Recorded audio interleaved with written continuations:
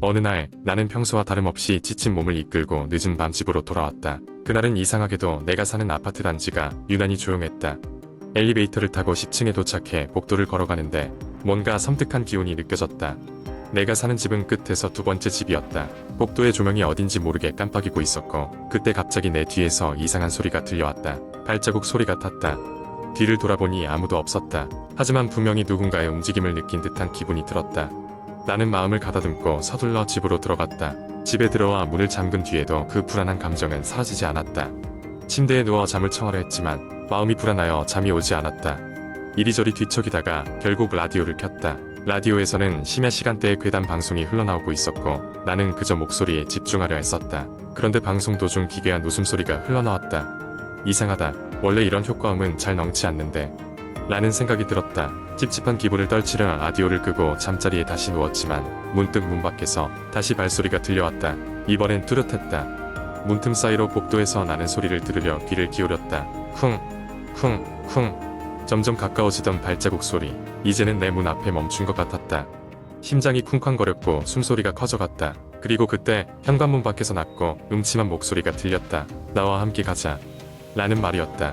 나도 모르게 침대에서 일어나 뒤로 물러났다. 온몸에 털이 곤두서는 것을 느꼈다. 갑자기 문을 두드리는 소리가 천둥처럼 울려 퍼졌다. 쿵쿵쿵. 누군가 문을 두드리고 있었고 나는 그 자리에서 움직일 수가 없었다. 하지만 문을 열어줄 수는 없었다. 그저 그 소리가 멈추길 기도할 뿐이었다. 얼마나 시간이 흘렀을까. 소리는 갑자기 멈췄다. 나는 한숨을 내쉬며 복도 쪽으로 한 발자국 내디뎠다. 호기심과 공포가 뒤섞인 오묘한 감정이 나를 사로잡았다. 조심스레 문에 귀를 대자 복도에서 아무 소리도 들리지 않는 것을 확인할 수 있었다. 결국 그날 밤 제대로 잠들지 못한 나는 새벽이 되어서야 지친 몸을 이끌고 잠에 들었다. 그리고 다음 날 아침 출근을 위해 현관문을 열었을 때 내 발밑에는 정체를 알 수 없는 검은 물체가 있었다. 자세히 보니 그것은 손바닥 크기의 검은 돌이었다. 돌에는 무언가 새겨져 있었고 그것은 마치 이상한 문자처럼 보였다. 나는 공포를 느끼면서도 그것을 집어들지 않을 수 없었다. 그런데 손에 닿는 순간 그 돌은 차갑게 식어 있었다. 어제 있었던 기이한 일들 때문인지 나는 왠지 모를 불길한 예감이 들었다. 돌을 버리려고 맘을 먹고 아파트를 나서는데 엘리베이터 앞에서 어젯밤의 그 목소리가 다시 귀에 맴돌았다. 나와 함께 가자. 그제야 나는 깨달았다. 아파트의 조용함, 발자국 소리, 기괴한 돌, 그리고 복도에서 내내 느껴졌던 그 섬뜩한 기운은 단순한 착각이 아니었다. 그날 이후 나는 그 아파트를 떠나기로 마음먹었다.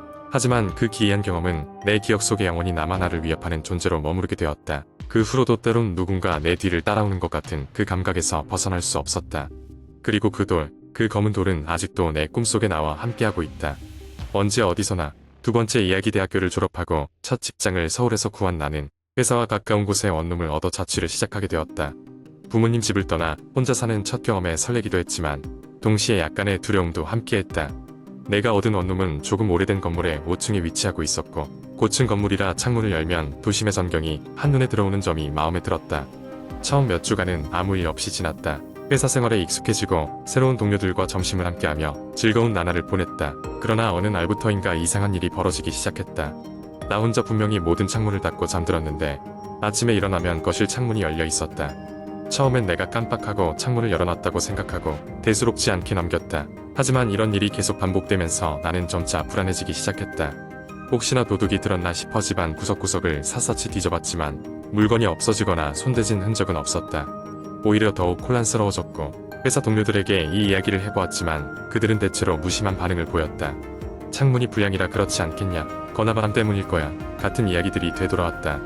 하지만 내 불안은 쉽게 가라앉지 않았다. 어느 날은 창문뿐만 아니라 거실에 있는 소파의 위치가 미묘하게 바뀌어 있었다.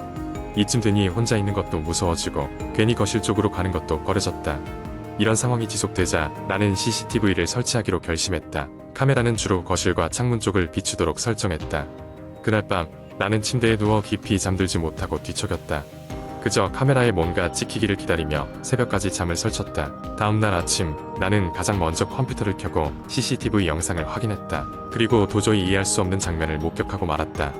영상에는 분명히 밤새도록 내가 잠들어 있는 모습이 찍혀 있었다. 그런데 새벽 3시쯤 되었을 때 거실의 창문이 스르륵 열렸다. 누군가가 창문을 조심스럽게 열고 방 안으로 들어오는 것이었다. 그러나 그 누군가는 전혀 보이지 않았다. 카메라는 텅 빈 방을 비추고 있었지만 보이지 않는 손길이 소파와 의자들을 옮기고 있던 것이다. 그 장면을 바라보며 나는 숨이 막힐 듯한 공포를 느꼈다. 나는 당장 경찰에 신고했다. 경찰은 CCTV 영상을 보고도 쉽게 믿지 못하는 듯했다.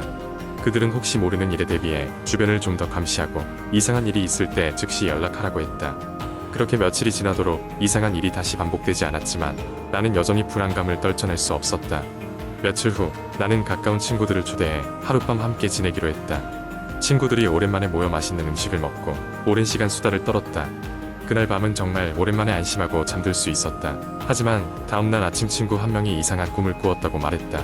너희 집 거실 창문 쪽에서 웬 여자가 들어오더니 방 안을 계속 돌아다니는 꿈을 꿨어. 별로 기분이 좋지 않더라. 꿈 이야기를 듣고 나서는 더 이상 이 집에 있을 수 없다고 생각했다. 결국 나는 다른 곳으로 이사를 결정했다.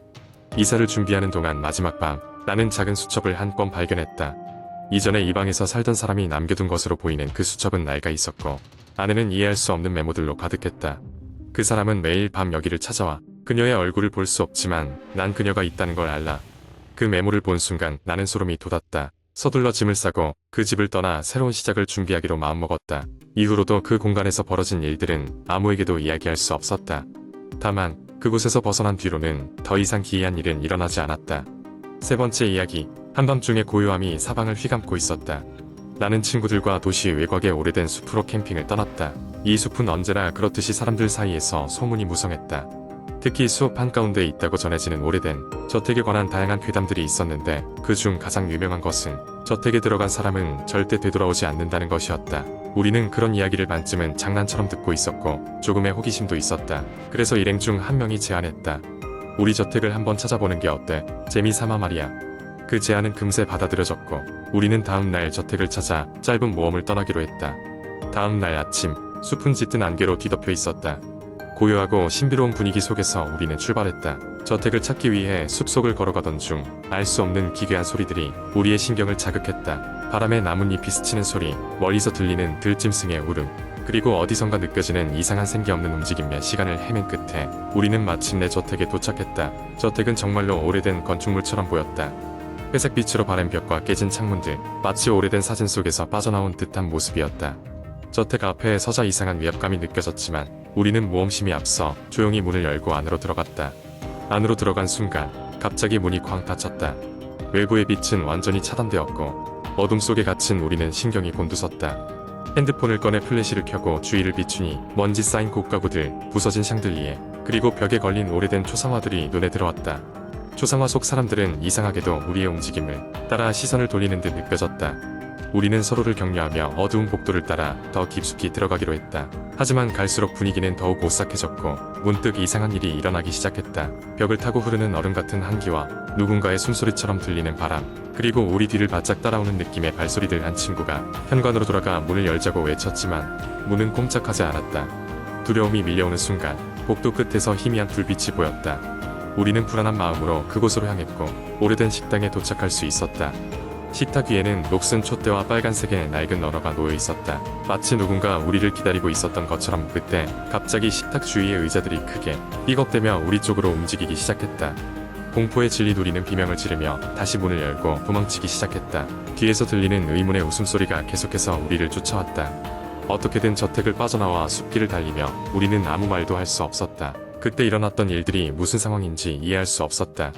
하지만 저택에 들어간 건 분명 잘못된 선택이었다는 것을 깨달았다. 숲을 빠져나와 우리를 반겼던 맑은 공기와 햇빛 속에서 우리는 서로를 다짐하며 다시는 그 숲에 들어가지 않기로 했다. 그러나 집으로 돌아온 후에도 밤이 되면 여전히 귓가에 맴도는 웃음소리와 꿈속에 나타나는 저택의 모습은 쉽게 잊혀지지 않았다.